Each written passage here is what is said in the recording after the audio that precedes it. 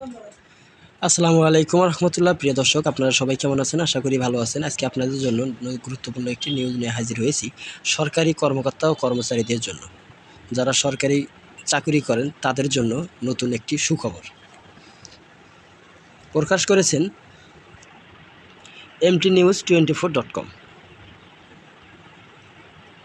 সরকারি কর্মকর্তা ও কর্মচারীদের বিশেষ সুবিধা বাড়িয়ে নতুন অর্থবছরে 2025-26-এর জন্য 7,90,000 কোটি টাকার বাজেট অনুমোদন করেছে উপদেষ্টা পরিষদ।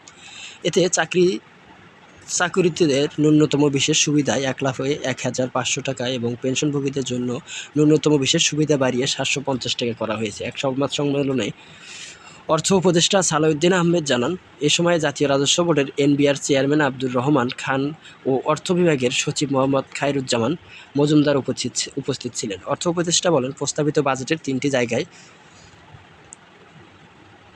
বাজেটের বাকি অংশগুলো অপরিবর্তিত রেখে বাজেট পাস করা হয়েছে। তিনি আরও বলেন, ইতিমধ্যে ঘোষিত সরকারি কর্মকর্তা কর্মচারীদের বিশেষ সুবিধা চাকরিদের জন্য ন্যূনতম 1,000 থেকে 500 টাকা এবং পেনশনভোগীদের ক্ষেত্রে 750 টাকা করা হয়েছে। নিট পেনশন 17,388 টাকার ঊর্ধ্বে প্রাপ্তির ক্ষেত্রে 10% এবং তার নিচের ক্ষেত্রে 15% হারে সুবিধা দেওয়ার প্রস্তাব করা হয়েছে।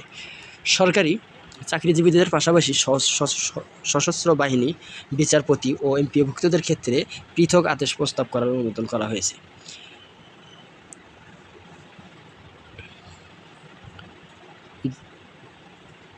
2025-26 অর্থবছরে প্রস্তাবিত বাজেট জাতীয় সম্মেলনে তুলে ধরে অর্থ উপদেষ্টা পরের দিন 3 জুন অর্থ মন্ত্রণালয় থেকে এক প্রজ্ঞাপন জানানো হয়। সরকারি কর্মকর্তা ও কর্মচারীদের আগামী 1 জুলাই থেকে বিশেষ সুবিধা পাবেন। প্রজ্ঞাপনে বলা হয়েছে, প্রথম গ্রেড থেকে নবম গ্রেডের কর্মচারীরা প্রতি বছরে তাদের মূল বেতনের অতিরিক্ত 10% পাবেন এবং দশম গ্রেড থেকে 20তম গ্রেডের কর্মচারীরা পাবেন 15%। কর্মচারীদের জন্য সর্বনিম্ন প্রদেয় পরিমাণ হবে 1,000 টাকা, পেনশনভোগীদের জন্য 500 টাকা, অর্থাৎ এখন চাকরিদাতাদের ন্যূনতম বিশেষ সুবিধা 500 টাকা এবং পেনশনভোগীদের জন্য ন্যূনতম বিশেষ সুবিধা 250 টাকা বাড়িয়ে নতুন অর্থবছরে বাজেট পাস করা হয়েছে। অর্থাৎ মন্ত্রণালয়ে 3 জুন প্রজ্ঞাপনে জানানো হয়, অবসর উত্তর ছুটিতে থাকা বরখাস্তকৃত কর্মচারী ও কিছু চুক্তিভিত্তিক বিনিয়োগের ক্ষেত্রেও এই সুবিধা প্রযোজ্য হবে।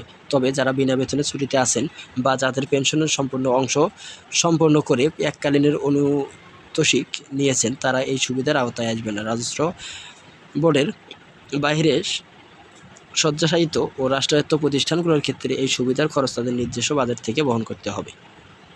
প্রিয় দর্শক, আপনারা যদি আমাদের চ্যানেলটিতে নতুন হয়ে থাকেন তাহলে অবশ্যই চ্যানেলটি সাবস্ক্রাইব করে বেল বাটন অন করে রাখবেন।